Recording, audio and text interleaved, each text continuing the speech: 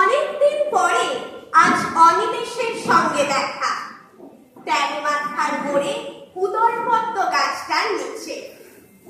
অনিমেষ বলল ও নাকি রোজ এখান থেকে সেক্টর 99-এর বাস ধরে। ওর কোম্পানির নাম অলি সফটওয়্যার।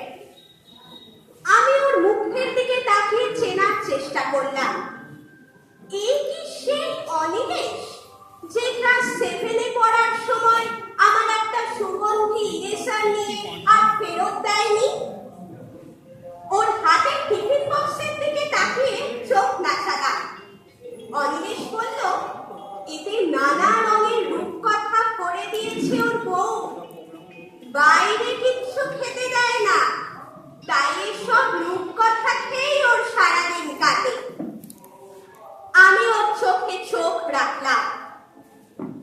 এই কি সেই অনিমেষ যে মেয়েদের সামনে নিজের নামটাই ঠিকঠাক মনে করতে পারতো না?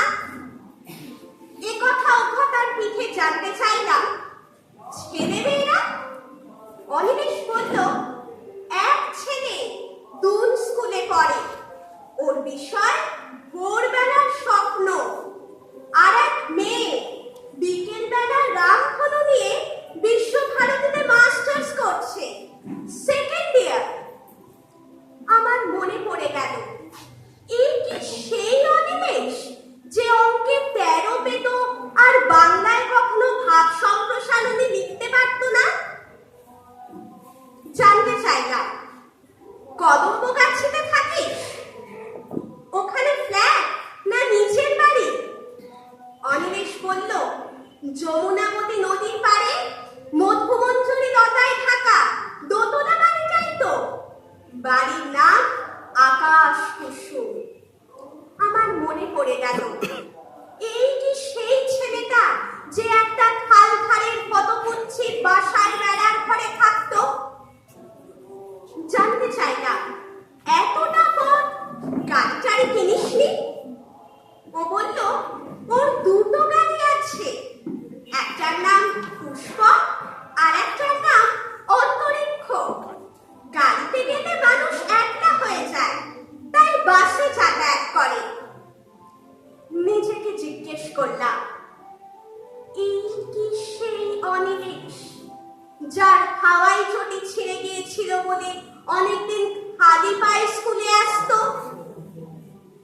বললাম অফিস চলে গেলে বউ সারাদিন কিছু।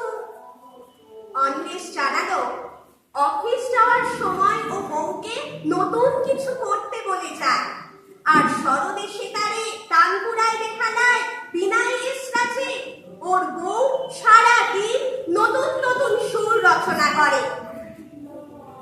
শুনে আমি ভাবলাম, এই কি সেই অনিমেষ যে ফুল বানানে মিতাক্ষরীকে প্রেমপত্র লিখে বাংলা স্যারের হাতে ধরা পড়ে বকুনি খেয়েছিল? বললাম মেসোমশাই মানে এখন? অনিমেষ বলল ও বলাই হয়নি। বাবার মাথার গোলমাল দেখা দিয়েছিল।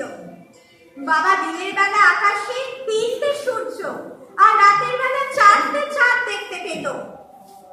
ছেলেমেয়ের পড়ার ক্ষতি হচ্ছিল, তাই বাবাকে আর বাড়িতে রাখাই গেল না।